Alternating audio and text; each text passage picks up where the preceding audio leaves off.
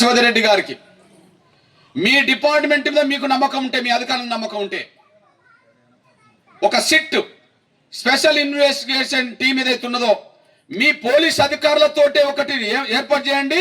మీ SIT ముందే మేము నిరూపించడానికి సిద్ధంగా ఉన్నామని చెప్తున్నాను. నేను ఏదో చేసుకోండి చూద్దాం. మీరు సిట్ ఏర్పాటు చేస్తారా, మీరు హైకోర్టు సిట్టింగ్తో విచారణ చేపిస్తారా, లేదా మీరు సిబిఐకి వెళ్తారా, మీరు ఎక్కడికన్నా వెళ్ళండి, ఏదైనా చేయండి, మేము సిద్ధంగా ఉన్నాం నిరూపించడానికి. మా బిడ్డను అక్రమ నిర్బంధం చేశారు, మా బిడ్డను చిత్రహింసలు పెట్టారు, మా బిడ్డ అనారోగ్యానికి గురి కావడానికి కారకులయ్యారు, మా బిడ్డ చనిపోవడానికి దారి చేయడానికి కారకులయ్యారు అని మేము నిరూపిస్తాం. సిట్ ఏర్పాటు చేయట్లేదు గవర్నమెంట్, వాళ్ళ డిపార్ట్మెంట్ తోటే. హైకోర్టు సిట్టింగ్ జడ్జితో విచారణ జరిపించట్లేదు, వాళ్ళు సిబిఐ ఎంక్వైరీకి ముందుకు రావట్లేదు. అంటే వాళ్ళు చేసిన తప్పును కప్పిపుచ్చుకోవడానికి కుట్రలు చేస్తున్నారు. కానీ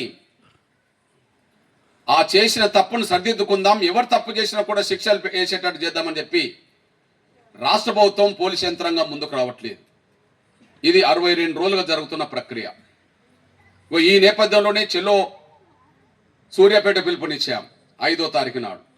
దాన్ని జయప్రదం చేసే దిశగా జరుగుతున్న ప్రచారంలో నా వంతు పాత్ర పోషించాలి కాబట్టి నేను ఇక్కడ వస్తున్నా. నేను ఇక్కడ వాళ్ళ తప్పేలో చెప్తున్నా. నేను వాళ్ళ ఆధారం మనకున్నదా లేదా చెప్తున్నా. నేను ఇప్పుడు వాళ్ళ రిమాండ్ రిపోర్ట్ ప్రకారంగా, వాళ్ళు చెప్పిన దాని ప్రకారంగా, ఆధారం ప్రకారంగా 8వ తారీఖు నాడు ఆయన ఫిర్యాదు వచ్చింది, 8వ తారీఖు నాడు కేసు, 9 అరెస్టు, 10వ తారీఖు నాడు రిమాండ్.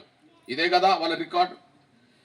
కానీ నేను విచారణ ఇంటికాడ కూర్చున్నప్పుడు నాకు తల్లి చెప్పింది, వాళ్ళ తమ్ముడు చెప్పింది, అదే సమయంలో బంధుమిత్రులు చెప్పింది, ఆయన స్నేహితులు చెప్పింది, అన్ని వర్గాలు చెప్పింది ఏంటంటే రాజేష్ని 9వ తారీఖు నాడు అరెస్ట్ చేయలేదు, అసలు ఆయన మీద ఎలాంటి కేసు నమోదు కాని రోజుల్లోనే 4వ తారీఖు నాడే పోలీసులు వచ్చి Chilukuru SI Kodad rural CI తీసుకురమ్మన్నాడని చెప్పి 4వ తారీఖు నాడు సాయంత్రమే పోలీసు వాళ్ళు తీసుకెళ్ళిండ్రని చెప్పి స్పష్టంగా బంధుమిత్రులు చెప్పారు. అదే రోజు సాయంత్రం ఈ టైంకు ఇందులో రాజేష్కి స్నేహితుడు అనబడుతున్న, ఈ కేసులో ఏటుగా పిలువబడుతున్న శేఖర్ అనేటైనకు రాజేష్ ఫోన్ నుంచే, పోలీస్ స్టేషన్ నుంచే ఫోన్ చేసి ఆయన కోదాడ వద్ద ఉండబడి డిమార్ట్ కార్డు ఉంటే ఆయనను రాజేష్ పోలీసులు పోయి తీసుకొచ్చి స్టేషన్లో పెట్టారు.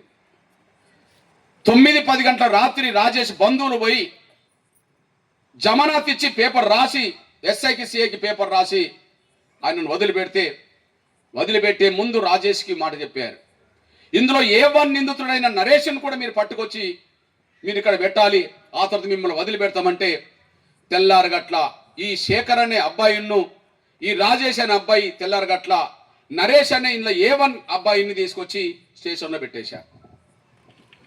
అప్పటి నుంచి 5వ తారీఖు నాడు ఉదయం నుంచి మొదలుకుంటే 9వ తారీఖు నాడు అరెస్ట్ చేసినామని చెప్పే సమయం వరకు కోదాడ రూరల్ పోలీస్ స్టేషన్లో వాళ్ళను విపరీతమైన చిత్రహింసలు పెట్టి, ఆ చిత్రహింసలు పెట్టడం వల్ల ఈయన అనారోగ్యానికి గురి కావడానికి దారితీసే పరిస్థితి వచ్చేసింది.